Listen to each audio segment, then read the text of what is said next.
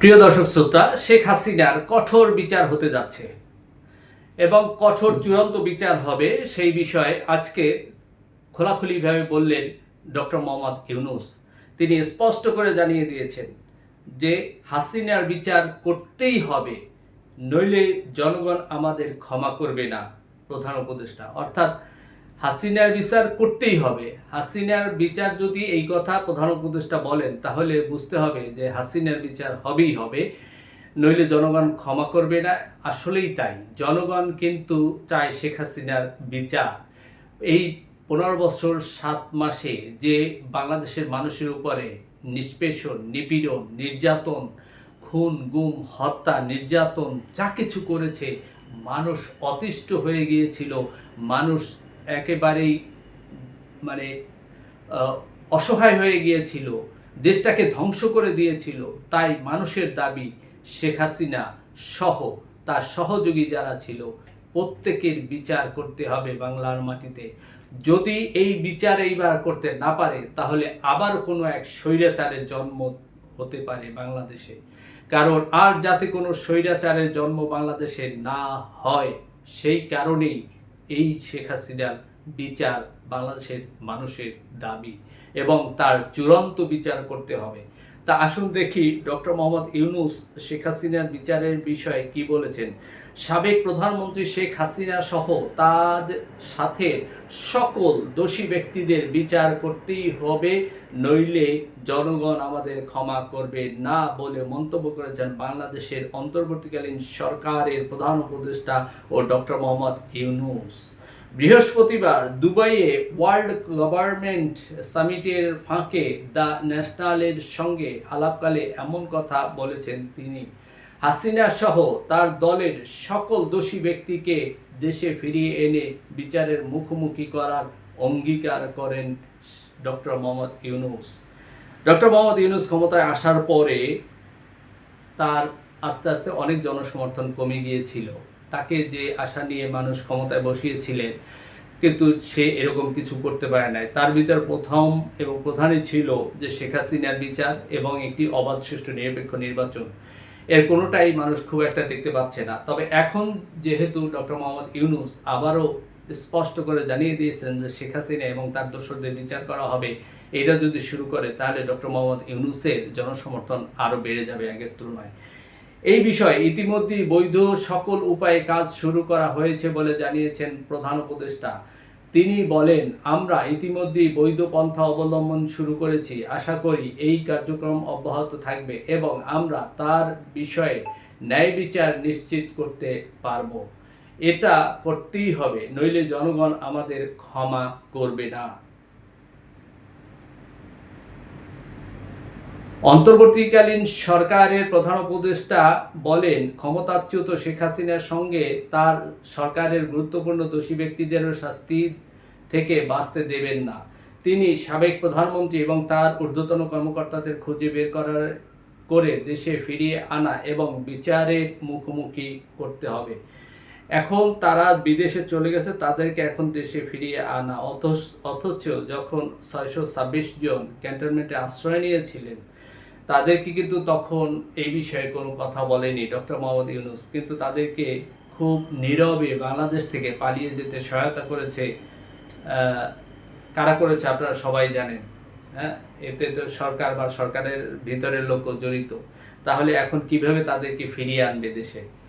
The national বলেছে, গত গ্রীষ্মে গণবিক্ষোভের তোপে দেশ ছেড়ে পালিয়ে যান শেখ হাসিনা। তার পতনের পর বাংলাদেশের অন্তর্বর্তী সরকারের প্রধান উপদেষ্টা হিসেবে শপথ নেন শান্তিতে নোবেল বিজয়ী ডক্টর মোহাম্মদ ইউনূস।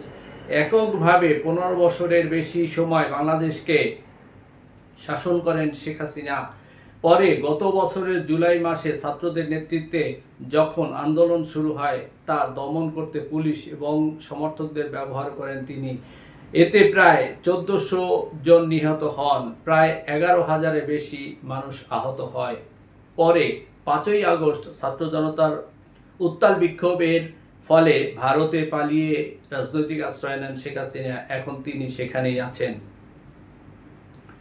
ডক্টর মোহাম্মদ ইউনূস বলেন, আমরা ভারতকে নোটিশ পাঠিয়েছি, তারা যেন হাসিনাকে ফেরত দেন। জাতিসংঘের হাইকমিশনারের মানবাধিকার সংক্রান্ত প্রতিবেদন সহ আমাদের কাছে হাসিনার মানবাধিকার লঙ্ঘনের প্রচুর প্রমাণ রয়েছে। তিনি আরও বলেন, জাতিসংঘের যে রিপোর্ট পেশ করেছে তা হাসিনার সকল কাজের একটি সাক্ষ্য। এর বাইরেও শেখ হাসিনা কি কি করেছে তার প্রচুর প্রমাণ আমাদের কাছে রয়েছে। সুতরাং এখানে বুঝতে হবে জাতিসংঘের যে রিপোর্টটা দিয়েছে এইটাই যথেষ্ট। মানুষ, সাধারণ মানুষকে কি বললো না বললো, শেখ হাসিনার বিরুদ্ধে কিছু বললেই বলে এটি বিএনপি, জামাত, পাকিস্তানের দালাল, তমুক সমুক। এখন রিপোর্ট করেছে স্বয়ং জাতিসংঘ। জাতিসংঘ যদি রিপোর্ট করে, জাতিসংঘ তো নির্দিষ্ট কোনো দেশের না, সে তো সব বিশ্বের সমস্ত দেশ মিলিয়ে জাতিসংঘ।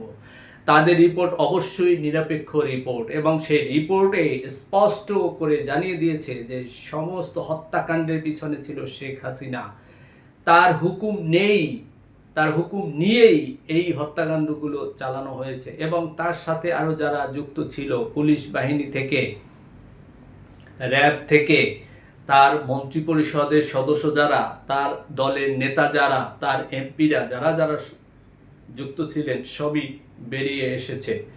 সম্প্রতি ডক্টর মোহাম্মদ ইউনূস তিনি আয়নাঘর পরিদর্শনে গিয়েছিলেন এবং তিনি আয়নাঘরের ভয়াবহতা তিনি নিজ চোখে দেখেছেন, এবং সেই দিনই জাতিসংঘের রিপোর্ট প্রকাশ করা হয় বাংলাদেশে।